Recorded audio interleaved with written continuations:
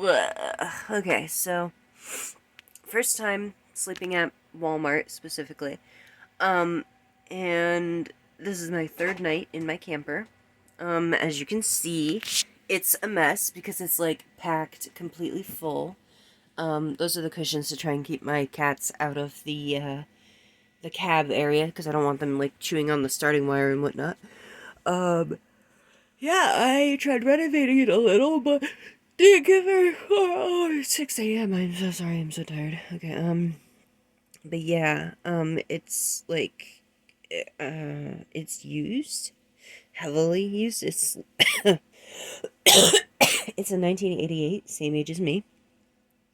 Yeah, um, and yeah, that's my life. That's one of my cats. Say hi, baby. No, she's gonna ignore you. Um, but yeah, so far I'm kind of stuck here a little because, like, I gotta have an alignment done because they had front work done, right? Front end work, and I asked them, and yeah, just eyeball it to make sure it's aligned. Either they did a really shitty job or they didn't bother at all because I can't drive more than 15 miles an hour without swerving. 15, 20 miles an hour, and the engine really struggles and gasps and squeaks, and asked them to check over the engine too, and they either didn't bother or they made it worse. So now I have to go to a different mechanic and see about having it fixed. Somebody was supposed to get back to me and help me today on that. But that's one of the realities of living, and I went up on the roof yesterday, try to caulk it myself. I don't know if I got all the cracks, but there's a really bad smell now, like a moldy, mildewy smell. It's really strong. It only started yesterday after I tried caulking up the cracks, so I don't know what that's about. I'm gonna try and air it out and see if maybe it was just gross water that got stuck somewhere. I don't know. But with all the rain we've been having, for it to be a small leak, I mean, that's not bad. Like, with all the rain we've been having, if it had been like a major thing, it would have been flooded. So, yeah. Um, Yesterday I spent a lot of time in Walmart. I have health issues, so I ended up having a nosebleed, and I ended up having um, incontinence issues. That's when you can't hold it in. um, yeah, it was bad. But hopefully today will be better, and I do get the shakes sometimes as well. I think I have a neurological disorder, like a neurologically degenerative disorder, where your brain just kind of winds down and stops working. But they just keep saying, "Oh, you're fat, you're fat." No, I'm pretty sure if I lost weight, it would still be the same. But yeah, why I'm not in my minivan anymore, is because I got really sick and ended up running into a pole in this same Walmart parking lot.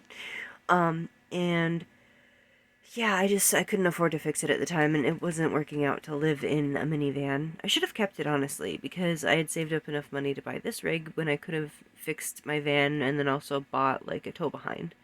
But I'm stupid, so now here I am with a camper as old as me, and no van. I want to get an electric bicycle or something so that way I can like zoom around town, but um, that's still a ways off yet. My first priority is to fix my camper 100% and go from there. Because of uterine hemorrhaging, I'm also on progestin birth control, like 6 pills a day. That's one of the only things that stops my hemorrhaging, and the doctors are all, "Oh, well, that's not sustainable," and I'm like, "Well, bleeding isn't either." I almost bled to death. My iron got down to 9.4. Once it hits, 8, they require you to have emergency blood transfusions. So, yeah, I was pretty close to needing emergency blood transfusions. um, and so now my iron's back up where it's supposed to be, I'm pretty sure. And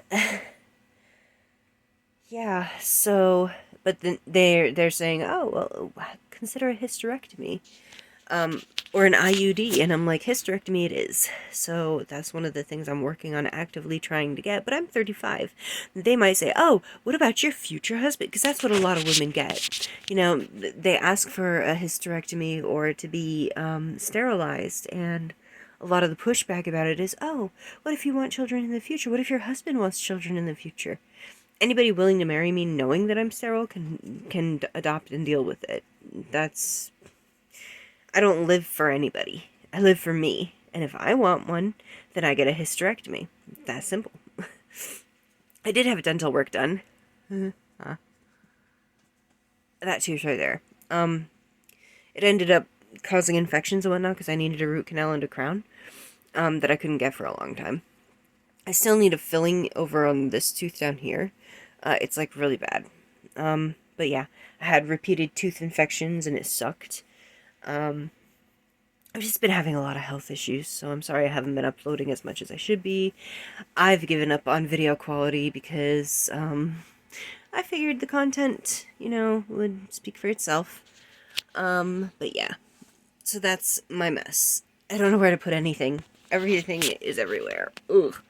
I'll probably have a better setup at some point, but right now I'm just, trying to at least get a video up. If you have any suggestions for a setup, let me know. I was considering, using the little black stand here. It has like this little, you flip this up and it like holds it up. And then also like trying to make, a background maybe over here. So yeah. But that's kind of a quick update about where I've been. So yeah. In Walmart, I actually spent a lot more money than I meant to because I ended up buying some tank tops and some leggings and some underwear and bras. Some of the things I'm almost always running out of, so that way I have plenty of smaller articles of clothing to stuff in my portable washer I have. I have a portable washer. It's tiny and cute, and I can run it on, theoretically, on my battery bank, which I bought off Amazon on credit. Yeah. Long story short, I got into a bunch of debt to do this, but they were like eliminating all of the homelessness housing programs here.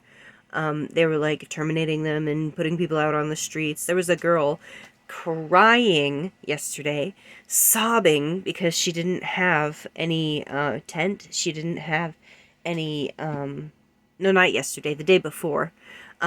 She was like literally sobbing because all she had was like her phone. She didn't have any clothing, she didn't have any soap, she didn't have any light except for her phone. Her phone was dead, she didn't have any way to charge it. She was like sobbing, and I knew this girl. She was a good girl, so I ended up giving her like a little bug out bag kit thing with a couple of washcloths, some soap, a little rechargeable solar powered phone charger light thing, some cereal, some like portable cereal bowls that you just add milk to, a few other odds and ends that would help her survive long enough to get a tent.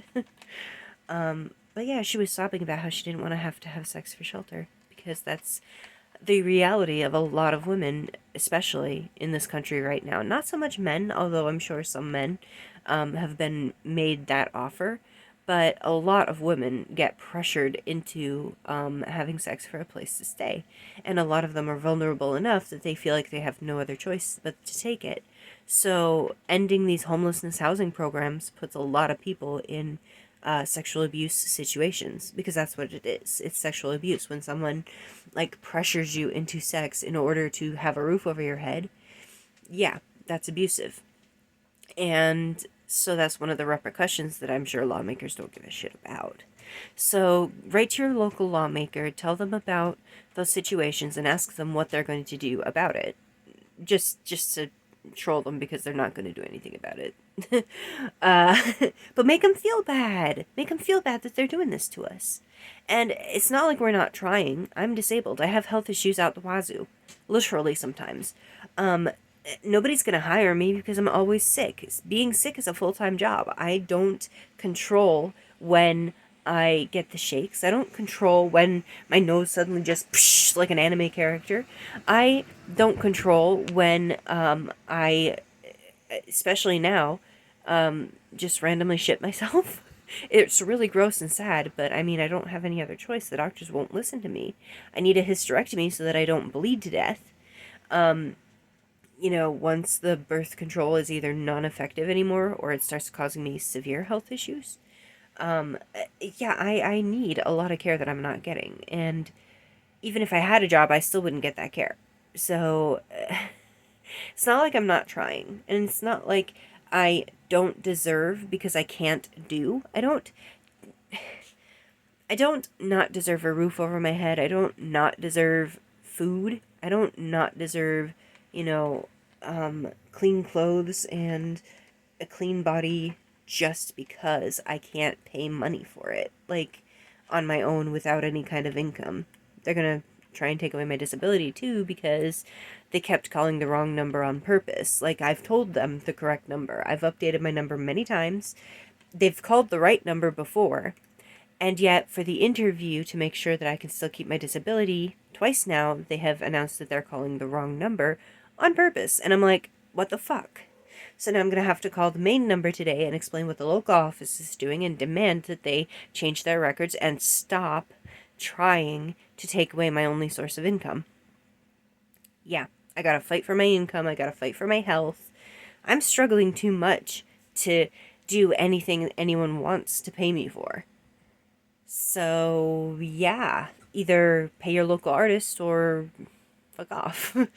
I have gotten paid for my art before, but it's difficult when they don't value it or they think they can do it themselves. I had one guy offer $5 for a painting of mine, and he's like, "Well, I could do it," and I'm like, "Well, then you do it." Don't try and say that my work is worth less just because you value your own capabilities more. That's rude. Cat, I gotta go. My cat's like climbing where she's not supposed to. Bye.